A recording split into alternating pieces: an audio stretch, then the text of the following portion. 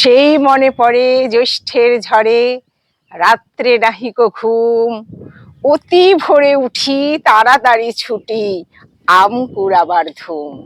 স্তব্ধ দুপুর যেথায় মানুষ পাঠশালা পলায়ন, ভাবিলাম হায় আর কি কোথায় ফিরে পাবো সে জীবন।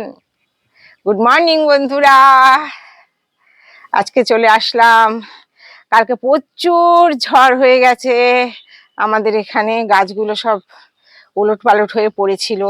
কয়েকটা গাছ তো আমি বেঁধেও দিয়েছি, যার জন্য ওগুলো পড়ে যায়নি। আর বড় যে গাছগুলো সব কাত হয়ে গেছে, ওগুলো ঠিক করতে করতে তারপরে একটু বেলা হয়ে গেল, আজকে রোদ উঠে গেছে অনেক। যাই হোক, তো আমরা একটু পুরোনো দিনের গল্প করি এখন তোমাদের সাথে। তো যেটা মনে হয়েছে, কালকে রাত্রেই ঝড় উঠেছে বলে আমার সঙ্গে সঙ্গে মনে হয়েছে কত কিছু করেছি আমরা, আমি যখন ছোট ছিলাম, আমরা যখন ছোট ছিলাম। তো বাড়িতে আমাদের একটা বিশাল বড় আম গাছ ছিল। তো সেখানে প্রচুর আম হতো। তো আর আমগুলো খুব ভালো ছিল, সিঁদুরে আম বলতো সবাই, আর খুব মিষ্টি ছিল, আর দেখতে এত সুন্দর ছিল। মানে গোড়ার দিকটাতে আমের পুরো লাল রং হয়ে থাকতো, তারপরে একটা ইয়েলো কালার, তারপরে একটা গ্রিন কালার, মানে তিনটে কালারের কম্বিনেশন করে আমটা হতো, সিঁদুরে আম। তো আমার এত ভালো আম ছিল যে আমাদের যত রিলেটিভসরা ছিল সেখানে পাশের বাড়ির লোক পর্যন্ত আমাদের বাড়িতে এসে থেকেছে, আম পেড়েছে, গাছে উঠে খেয়েছে। তো যখন এইরকম ঝড় টড় হতো, তো তখন তো প্রচুর আমও পড়তো। এও নিয়ে যেত, আচার বানাতো, আমার মাও খুব ভালো আচার বানাতো। হ্যাঁ, তো ওই রকম ঝড় হলে কি হতো, আমাদের বাড়ির পেছন দিকে একটা বিশাল, মানে একটু দূরে বিশাল একটা আম বাগান ছিল, মিত্তির বাড়ির আম বাগান বলতো। তো সেই ঝড় উঠলে আমরা সেখানে আম বাগানে আম কুড়াতে গেছি। আর আমাদের বাড়িতে কত মানুষ এসছে আম কুড়াতে, তো সেটা একটা আলাদা মজা, আলাদা একটা ব্যাপার। মানে আগে থেকেই তো বন্ধুদের সাথে ঠিক থাকতো যে এই ঝড় উঠলে কিন্তু আম আম কুড়াতে যাবো, মানে আম কুড়াতে যাবো। তো আমি বাড়ির সবার ছোট ছিল, আমার দিদিরাও গেছে আম কুড়াতে, ও বাড়িতে থাকলে কি হবে। আমার দিদিরা গেছে, তবে আমার দাদা গেছে কিনা আমার জানা নেই। তো আমার দাদা আবার খুব বকাবকি করতো, ওরকম ভাবে বেরোলে, ওরকম ভাবে গেলে। আমার দাদা এখনো বকাবকি করে আমাদের। যাই হোক, ওর একটা অভ্যেস হয়ে গেছে আমাদের ওপরে ছড়ি ঘোরানো।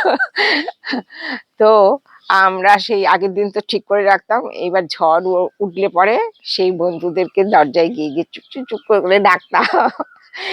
সবারই তো ওরকম একটা ভয় থাকতো আগেকার দিনে, না? তারপরে আমরা সবাই মিলে সেই মিত্তির বাগানে আম কুড়াতে যেতাম। এখন তো সেই সব আম বাগান বিক্রি হয়ে গেছে, কত বড় বড় বাড়ি হয়ে গেছে সেখানে। তাদের একটা বড় পুকুরও ছিল, সেই পুকুরে তো দুপুরবেলা স্নান করতে যেতাম, সেটাও চুপ চুপ করে যেতে হতো। তো দেখতাম, তো সেই রকম যে একটা মজা, এখনকার বাচ্চারা এসব তো কিছুই করে না, আমরা যা করেছি। তো যাই হোক, তো কালকে আমাদের এখানে ঝড় উঠেছে। দেখো, এইরকম একটা গাছ ভেঙে গেছে। এর আগের দিন এটার গোড়া থেকে দুটো গাছ আমি কেটে রেখেছিলাম। তো আজকে যেভাবে এই গাছটা কেটেছে না, দেখো ভেঙে গেছে গোড়া দিয়ে, শেকড় টেকড় কিছু নেই। শেকড় থাকলে, উঠলে পরেও একটু তাড়াতাড়ি গাছটা ঠিকঠাক হতো। তো সেটা তো আর এখন চান্স নেই, একটু সময় লাগবে এটা শেকড় বেরোতে। তো এই গাছ একদম অমর। আমি তো আগেও বলেছি তোমাদের, এই গাছগুলো একদমই অমর। এগুলো ঘরে রাখা যায়, মানে রাত্রিবেলা ওগুলো অক্সিজেন দেয়, এগুলো ঘরে থাকলে খুব ভালো।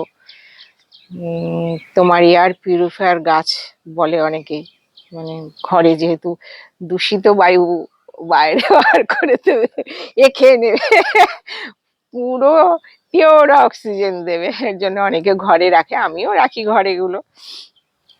মানে এটা রাখলে কি হয়, একবার ঘর একবার বার। অন্য গাছ রাখলে যেমন রাত্রিবেলা ঘর থেকে বার করে দিতে হবে, যেহেতু কার্বন ডাই অক্সাইড রাত্রিবেলা দেবে তারা। আর এই এই গাছে তাই না, এই গাছে রাত্রিবেলাও অক্সিজেন দেয়। মানে আমার তো কোনো পরীক্ষা নিরীক্ষার ব্যাপার নেই, আমারও শোনা কথা পড়া কথা এরকম। যাই হোক, তোমরা এগুলো লাগাতে পারো, সবাই এগুলো দিয়েও চেষ্টা করতে পারে। এগুলো তো লাগালে কোনো খাটনিও নেই, তুমি একবার লাগালে একটুখানি জল দিলে মাঝে মাঝে, ব্যাস, এগুলোর জন্য আর কিছুই করতে হবে না। তো যাই হোক বন্ধুরা, অনেক পুরোনো দিনের গল্প হলো, পুরনো কথা মনে পড়ে মাঝে মাঝেই, কারণ এখন তো আগিয়ে যাওয়ার কোনো কিছু নেই, সবই এখন যেন বয়সটা এখানে থমকে গেছে। যত যা কিছু এখন পুরনো বন্ধু, পুরনো কথা, পুরনো অ্যাক্টিভিটিস, পুরনো পড়াশুনো, এইসব নিয়েই আলোচনা হয়, যেখানেই যাই যার সাথেই দেখা হয় এইসব করেই এখন দিনটা কাটছে। ভালোই লাগছে। তার মধ্যে আজকে ভিডিও করে তো আরো ভালো লাগে। এখন তো বেশ অনেকটা সময় আমার ভিডিওর পেছনে যাচ্ছে, সময়টা কেটেই যাচ্ছে। তো আমার ভিডিও কেমন লাগলো বলো। আর এই কবিতাটা তো সবাই জানো, যেটা বললাম সেই মনে পড়ে জ্যৈষ্ঠের ঝড়ে, এটা তো একদম কমন কবিতা। আশা করি তোমরা সবাই আমাকে লিখবে এটা কোন কবিতা, তাও জিজ্ঞেস করছি কোন কবিতার, এটা তোমরা আমাকে কমেন্টসে একটু লেখো, আমার ভালো লাগবে।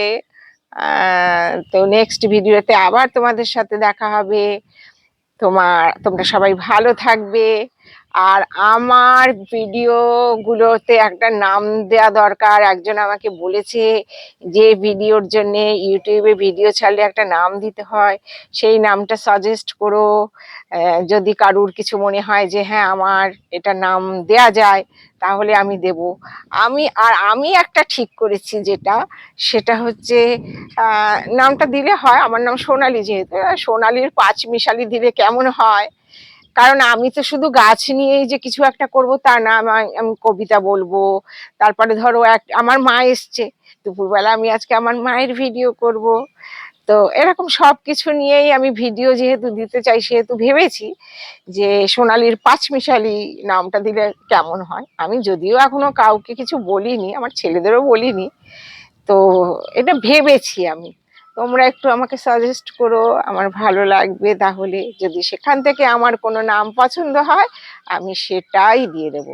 কিন্তু বলে রাখলাম, আমি সমস্ত কিছু নিয়ে ভিডিও করব। আমি বেড়াতে যাব, সেখানকার ভিডিও করব, কারুর বাড়ি গেলে ভিডিও করব, আমার মায়ের ভিডিও করব, আমার ছেলেদের ভিডিও করব। তোমরা বন্ধু বান্ধব যদি কখনো বাড়িতে আসো, আমি তাদের সাথেও ভিডিও করব। ততক্ষণে আমি বাই বাই, টাটা।